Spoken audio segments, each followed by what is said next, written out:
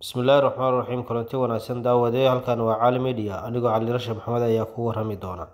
qodobada daawan doontaana waxaa kamid ah akhbaaradkii ugu dambeeyay ee shirka wadamada ku bahaysan ururka BRICS waa kuwa wadamada codsiyadooda ay isku raaceen ururka wadamada BRICS in la aqbalo ururka ay ku soo biiraan wadamada ururka ku soo biiraya ahmiyadda dhaqaale iyo mid siyaasadeed ay leeyihiin ayaa ka mid noqon doona qodobada aad ku daawan doontaa wararkeena markale soo dhaw daawade noo subscribe garee la joogaaga iyo commentigaaguna waa noo muhiim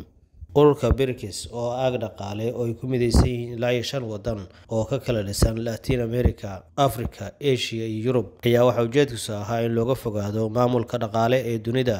oo reer galbeedka xoogiisu gacanta u galay wadamada ururka ku midaysan oo kala Ruushka, China, Hindiya, Brazil iyo South Africa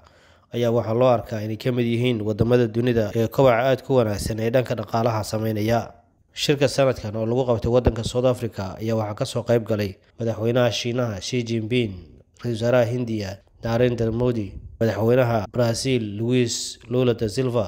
iyo madaxweynaha South Africa oo martigeliya sanadkan Cyril Ramaphosa. dowladda Ruushka madaxweynaha uusan imaanin waxa metelay wasiirka arrimaha dibadda ee wadankaasi Sergey Lavrov.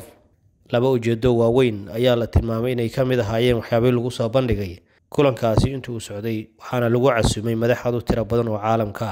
labada qodob ee ugu waaweyn ayaa waxaa ka mid ahaa in ururkan BRICS ee aaga dhaqaale ee dunida qaybo ka mid ay ku midaysan yihiin inuu yeesho hal lacag oo ka duwan lacagaha maanta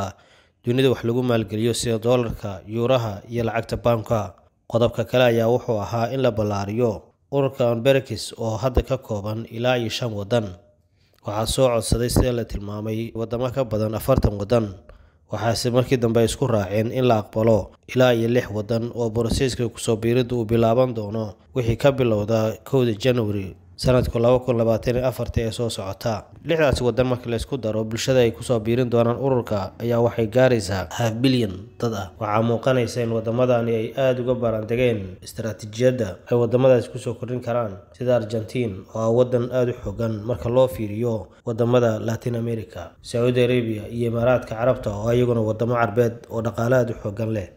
kana saacidi kara ururka BRICS in dhaqaalahoodu uu xoogeysto. sidoo kale Masar, Ethiopia iyo Iran ayaa waxay leeyihiin dadyo aad u fara badan waxaana wadamadaasi ay dhaqaale ahaan iyo tiknoolaji ahaanba sanadii ugu dambeeyay ay ka mid ahaayeen wadamada kobaca wanaagsan sameynaya. marka loo fiiriyo dhanka dhaqaalaha 6 wadan ee cusub ee ku soo biiri doona ururka BRICS waxaa la tilmaamayaa in Sacuudiga iyo Imaaraadku ay noqon doonaan ilaha dhaqaalaha ugu xoogan ku soo kordhin doona ururkan halka wadamada kalena ay leeyihiin deegaan juqraafi ahaan aad u wanaagsan iyo sidoo kale kobac dhaqaale iyo mid bulsho oo aad u xoogan. galaangalka Hindiya iyo China markii laga yimaado Ruushka oo reer galbeedka aad isku hayaan ayaa isaguna wuxuu door wanaagsan ku leeyahay xulashada wadamadan cusub oo Ethiopia, Sacuudiga, Imaaraadka iyo Iran ay yihiin xulafaad wanaagsan oo xilligan uu ku leeyahay Asia iyo qaaradda Afrika. qodobkeeni koobaad ee uga hadlaynay macluumaadkii ugu dambeeyay ee shirka wadamada BRICS inta sidan ku saafmeerina daawada la joogaaga iyo subscribe-kaaga waa noo muhiim ee ku soo dhawo warbaahinta Cali Media.